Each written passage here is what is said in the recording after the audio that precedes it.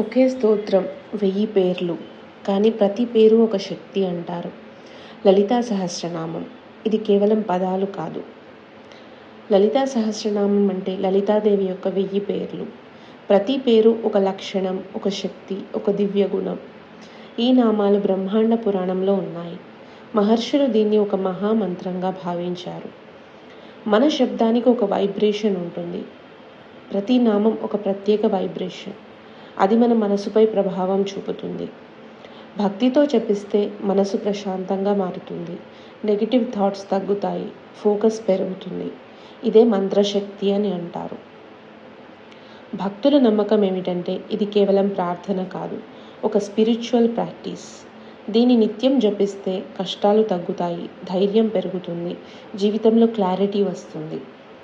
లలితా సహస్రనామం వినిపించే పదాలు కాదు, అనుభవించే శక్తి. నువ్వు దాన్ని కేవలం చదువుతావా లేక అనుభవిస్తావా?